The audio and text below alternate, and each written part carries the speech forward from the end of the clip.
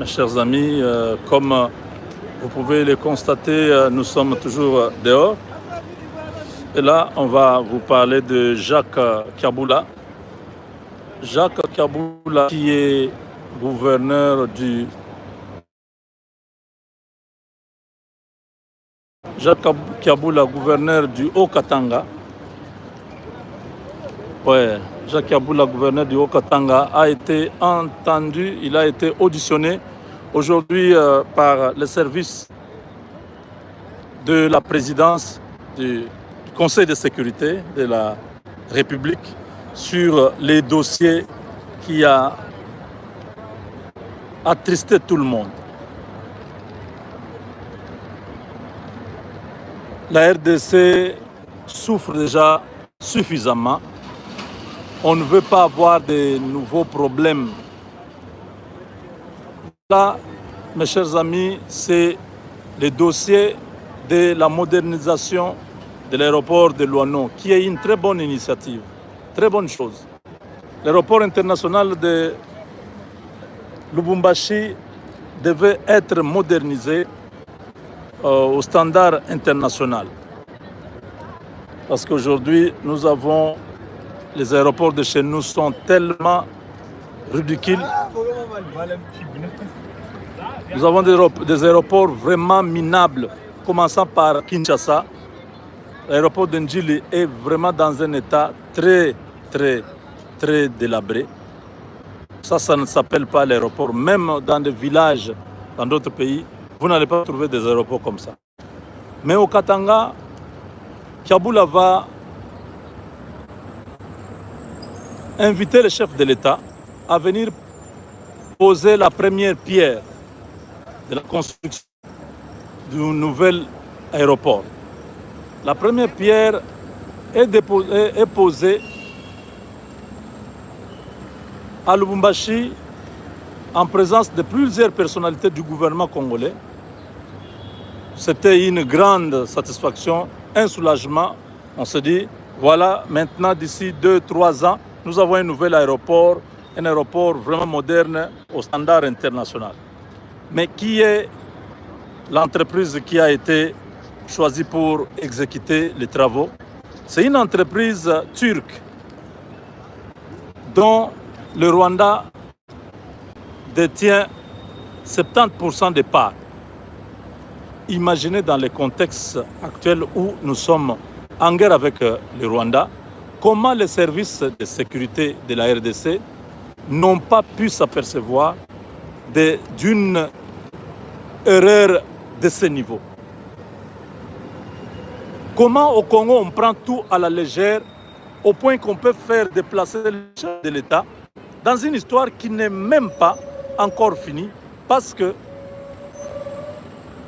cette entreprise turque qui a des parts à plus de 70% rwandais, n'a aucun contrat avec le gouvernement congolais. Aucun contrat. Comment un dossier qui n'a pas encore été terminé, il n'y a pas un contrat signé. On prend les gens, on prend le président, on l'amène pour qu'il puisse poser la pierre sur un monsieur qui est plongé dans les affaires avec Kagame. Qu'est-ce qui ne peut pas être possible? Cet homme-là rencontre Kagame. Il rencontre Tshisekedi. Qu'est-ce qu'il ne peut pas faire au président? Regardez comment il y a la faiblesse dans les services de sécurité congolais. Au point qu'on ne peut même pas interroger, on ne peut pas se renseigner. Ah, cette personne-là, c'est quelle entreprise? Oh, c'était l'entreprise qui est maître de l'ouvrage, disons, qui va exécuter les projets. Ah, les services vont entrer directement dans la recherche pour savoir cette société-là a déjà travaillé où, cette société-là a quelle expérience, cette société-là a quelle réputation, cette société-là, quelle est la source de son capital. Toutes ces questions-là pouvaient trouver des solutions, pouvaient trouver des réponses. comment on amène le président sur un truc qui n'est pas encore viable. Il n'y a aucun contrat signé. Quand nous avons suivi ces histoires, c'était chez Sango, Israël Mutombo, qui en a parlé. J'ai suivi hier encore Joël Kitenge. J'ai dit, mais cette histoire, comment le Congo, il n'y a pas de sérieux. Dans tout, il n'y a pas de sérieux. Pourquoi?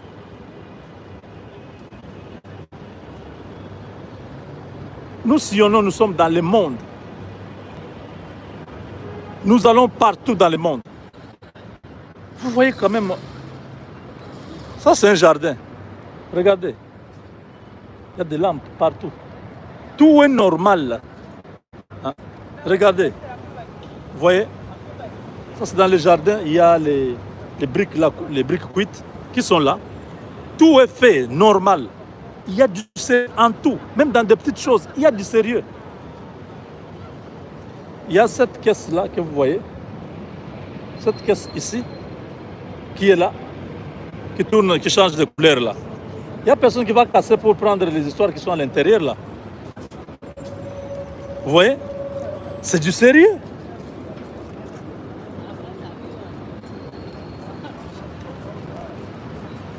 Nous au Congo, on ne prend rien au sérieux. Rien. Mais les gens sont payés, les gens sont prêts dans les deals, dans l'affairisme. S'ils apprennent seulement qu'il y a un petit truc à côté, l'argent va sortir là-bas et tous sont dedans. Tu vas apprendre, les gens vont t'appeler de partout.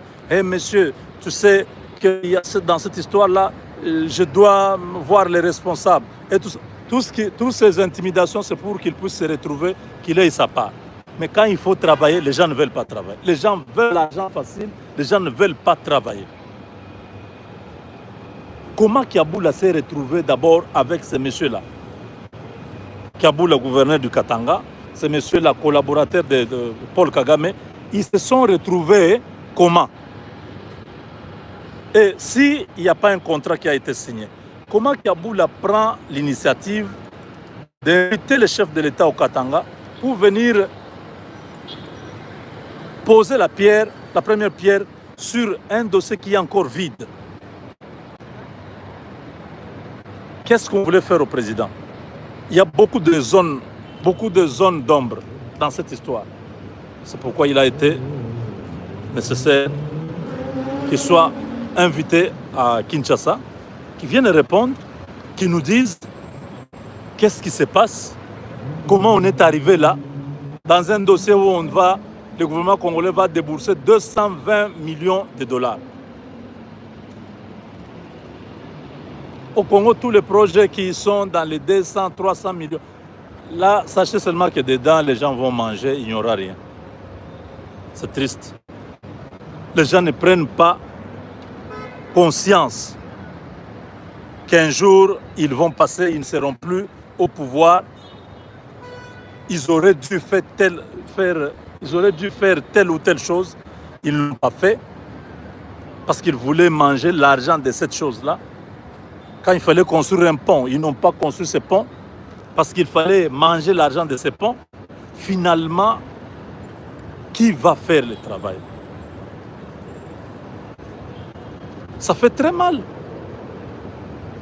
Ce sont des petits dossiers mais qui montrent beaucoup de failles dans l'appareil de l'État, beaucoup de failles dans l'appareil sécuritaire.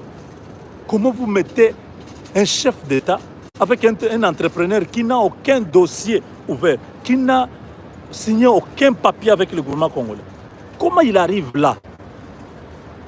On voulait vraiment construire l'aéroport ou c'était une aventure? Mes chers amis, ça nous fait mal. Ça nous fait mal parce que nous attendons de grandes choses qui doivent arriver. Mais si sur des petites choses comme ça, on n'arrive toujours pas à faire les choses correctement, je ne sais pas.